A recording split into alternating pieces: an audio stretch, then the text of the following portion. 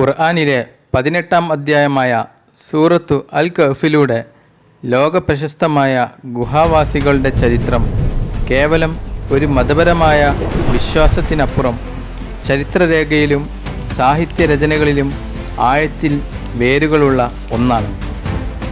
മരണാനന്തര ജീവിതം എന്ന യാഥാർത്ഥ്യത്തെ മനുഷ്യബുദ്ധിക്ക് ബോധ്യപ്പെടുത്തിക്കൊടുക്കുന്ന ഈ സംഭവം ക്രിസ്തുവിന് ശേഷം AD 249 മുതൽ 251 വരെ അന്നത്തെ റോമൻ ചക്രവർത്തിയായ ഡെഷ്യസിൻ്റെ കാലത്താണ് സംഭവം നടന്നതെന്ന് ചരിത്രകാരന്മാർ രേഖപ്പെടുത്തുന്നു. ഏകദൈവ വിശ്വാസത്തിൽ ഉറച്ചുനിന്ന 7 യുവാക്കൾ അന്നത്തെ റോമൻ ചക്രവർത്തിയായ ഡെഷ്യസിൻ്റെ ക്രൂരമായ മർദ്ദനങ്ങളിൽ നിന്നും നിർബന്ധിത മതപരിവർത്തനത്തിൽ നിന്ന് രക്ഷപ്പെടാൻ ആ യുവാക്കൾ തീരുമാനിക്കുന്നതോടെയാണ് ഈ ചരിത്രം ആരംഭിക്കുന്നത്.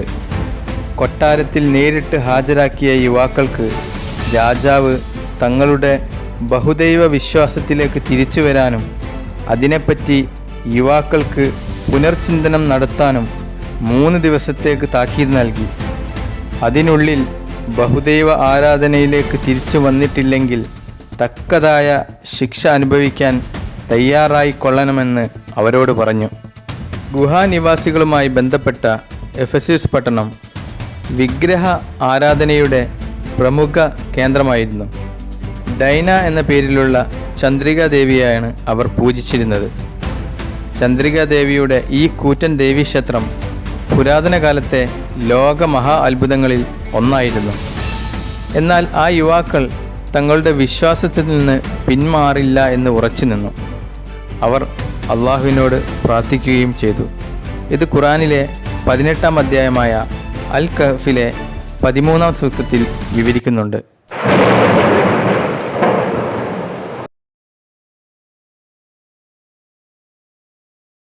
തങ്ങളുടെ ഏകദൈവ വിശ്വാസത്തിന് മുമ്പിൽ അടിയറവ് പറയാത്ത ആ യുവാക്കൾ വിശ്വാസത്തിൽ നിന്ന് പിന്മാറാൻ രാജാവ് അനുവദിച്ച 3 ദിവസത്തെ ആ സമയം ഉപയോഗപ്പെടുത്തി തങ്ങളുടെ വിശ്വാസത്തെ സംരക്ഷിക്കുന്നതിനായി നാട്ടിൽ നിന്ന് അവർ രക്ഷപ്പെട്ടു. ഒരു പർവ്വതത്തെ ലക്ഷ്യമാക്കി അവർ നീങ്ങി. അവരുടെ കൂടെ ഒരു നായയും ഉണ്ടായിരുന്നു. നടന്നു നീങ്ങിയ ആ യുവാക്കൾ മലഞ്ചെരുവിലെ ഒരു ഗുഹയിൽ അഭയം പ്രാപിച്ചു. വളരെ ക്ഷീണിതരായ ആ യുവാക്കൾ ദൈവികമായ ഇടപെടലിലൂടെ ഗുഹക്കുള്ളിൽ അഗാധമായ നിദ്രയിലാണ്ടു. കൂടെയുള്ള അവരുടെ നായയും ഗുഹാമുഖത്ത് ഇരുപ്പുറപ്പിച്ചു. ഈ സംഭവം ഖുർആനിലെ 18-ാം അധ്യായമായ അൽ കഹ്ഫിലെ 18-ാം സൂക്തത്തിൽ വിവരിക്കുന്നുണ്ട്.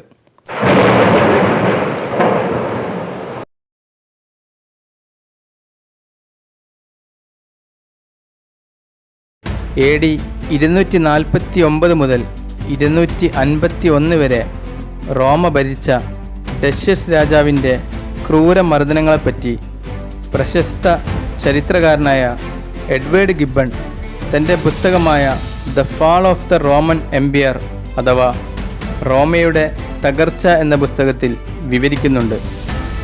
ആ ഗുഹയിൽ ഉറങ്ങിപ്പോയ യുവാക്കൾ ഖുർആൻ്റെ വീക്ഷണമനുസരിച്ച് 300ഓളം വർഷം ഉറങ്ങിയെന്നാണ്. എന്നാൽ ക്രിസ്ത്യൻ റിപ്പോർട്ട് പ്രകാരം 197 വർഷം ഉറങ്ങിയെന്നാണ്. ചരിത്ര റിപ്പോർട്ടുകളിലും ചില വർഷങ്ങളുടെ വ്യത്യാസം കാണുന്നുണ്ട്. ഈ വർഷങ്ങളുടെ വ്യത്യാസം എങ്ങനെ വന്നു എന്നത് ഈ വീഡിയോയുടെ അവസാന ഭാഗം വിവരിക്കുന്നതാണ്.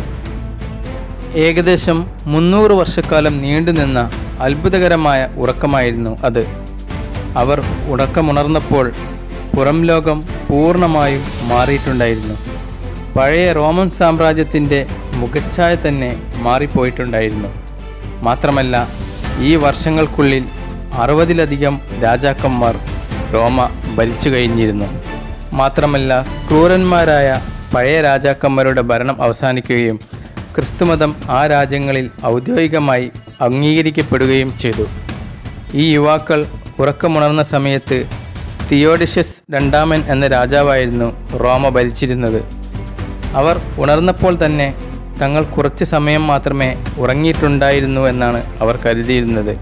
എന്നാൽ കഠിനമായ വിശപ്പ് അനുഭവപ്പെട്ടതിനെ തുടർന്ന് കയ്യിലുണ്ടായിരുന്ന 300 വർഷം പഴക്കമുള്ള വെള്ളി നാണയവുമായി ആ യുവാവ് ഭക്ഷണത്തിനായി ഗുഹാമുഖത്ത് നിന്ന് പട്ടണത്തിലേക്ക് യാത്ര ചെയ്തു. ഒളിച്ചുപോയി ഗുഹയിൽ കഴിച്ചു കൂട്ടിയ തങ്ങളുടെ വേഷം തിരിച്ചറിയാതിരിക്കാൻ അയാൾ വളരെ ശ്രദ്ധിച്ചു. എന്നാൽ പട്ടണത്തിൽ എത്തിയ ആ യുവാവ് അത്ഭുതപ്പെട്ടു. പട്ടണത്തിൻ്റെ രൂപം തന്നെ ആകെ മാറിയിരിക്കുന്നു. മാത്രമല്ല തൻ്റെ വിശ്വാസം കൈക്കൊണ്ട നിരവധി വിശ്വാസികളെ അവിടെ കാണുകയും ചെയ്തു. അദ്ദേഹം കടയിൽ ചെന്ന് ഭക്ഷണത്തിന് പകരമായി പഴയ കാലത്തെ വെള്ളി നാണയം നൽകി. എന്നാൽ ആ വെള്ളി നാണയം കണ്ട വ്യാപാരി ഞെട്ടിപ്പോയി. 300 വർഷത്തിലധികം പഴക്കമുള്ള ഈ നാണയം നിധി കിട്ടിയതാണെന്ന് കരുതി. ആ കടക്കാരൻ യുവാവിനെ അവിടെ തന്നെ തടഞ്ഞു വെച്ചു. ആളുകളെ വിളിച്ചു വരുത്തി. അവസാനം അന്ന് റോമ ഭരിച്ചിരുന്ന വിശ്വാസിയായ തിയോഡഷ്യസ് രണ്ടാമൻ്റെ മുമ്പിൽ യുവാവിനെ ഹാജരാക്കി. ഡഷ്യസ് രാജാവിൻ്റെ മർദ്ദനങ്ങളെയും മതപരിവർത്തനത്തിൽ നിന്നും രക്ഷ നേടാനാണ് തങ്ങൾ ഗുഹയിൽ അഭയം പ്രാപിച്ചത് എന്ന സംഭവം അവർ രാജാവിനോട് പറഞ്ഞു.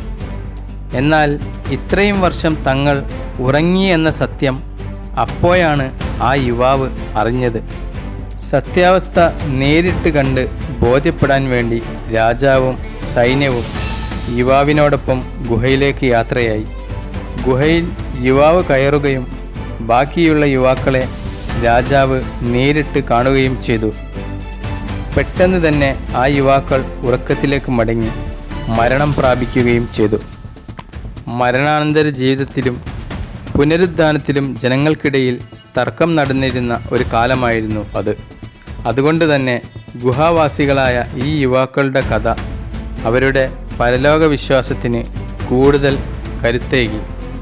ഈ കഥയ്ക്ക് വളരെ പ്രാചീനമായ തെളിവുകൾ സിറിയക് ഓർത്തഡോക്സ് സഭയിലെ പ്രമുഖ നേതാവായ ജെയിംസ് സുറൂജി സിറിയക് ഭാഷയിൽ എഴുതിയ സാരോപദേശങ്ങളിൽ നിന്ന് കണ്ടെത്തിയിട്ടുണ്ട്. അതായത് ഗുഹാവാസികൾ ഉറക്കമുണർന്ന് ഏകദേശം 3-4 വർഷങ്ങൾക്ക് ശേഷമാണ് ജെയിംസ് സുറൂജി ജനിക്കുന്നത്. അദ്ദേഹം ജനിക്കുമ്പോഴേക്കും ഈ അത്ഭുത സംഭവം നാട്ടിൽ വലിയ സംസാര വിഷയമായിരുന്നു. പിന്നീട് അദ്ദേഹം അത് നേരിട്ട് അന്വേഷിച്ചറിയുകയും സിറിയക് ഭാഷയിൽ കവിതയായി രേഖപ്പെടുത്തുകയും ചെയ്തു. ഈ രേഖകളാണ് പിൽക്കാലത്ത് ക്രിസ്ത്യൻ ലോകത്തും പിന്നീട് ലോകം മുഴുവനും ഈ കഥ പ്രചരിക്കാൻ കാരണമായത്. പിന്നെ പ്രധാനപ്പെട്ട ഒരു പ്രശ്നം, ക്രിസ്ത്യൻ റിപ്പോർട്ടും ചരിത്ര റിപ്പോർട്ടും പറയുന്നത് ഏകദേശം യുവാക്കൾ ഉറങ്ങിയത് 200 വർഷത്തിനിടയിലെന്നാണ്. എന്നാൽ ഖുർആനിൽ ഇത് 300 വർഷമാണെന്ന് കൃത്യമായി പറയുന്നു. എന്നാൽ ഈ 100 വർഷത്തിലധികം ഒരു വിടവ് വരാൻ കാരണം ഒരു പ്രത്യേക സംഭവത്തിൽ വ്യത്യാസം വന്നതുകൊണ്ടാണ്. ആ സംഭവം വിവരിക്കാൻ കൂടുതൽ സമയം എടുക്കും. മാത്രമല്ല ഇപ്പോഴത്തെ വീഡിയോയുടെ ലെങ്ത് കൂടാനും സാധ്യതയുണ്ട്. അതുകൊണ്ട് എങ്ങനെ ഈ വർഷത്തിൻ്റെ വ്യത്യാസം വന്നു എന്നതിൻ്റെ വിശദമായ തെളിവുകൾ അടുത്ത വീഡിയോയിലൂടെ പബ്ലിഷ് ചെയ്യാവുന്നതാണ്. അതുവരെ ദയവായി കാത്തിരിക്കുക.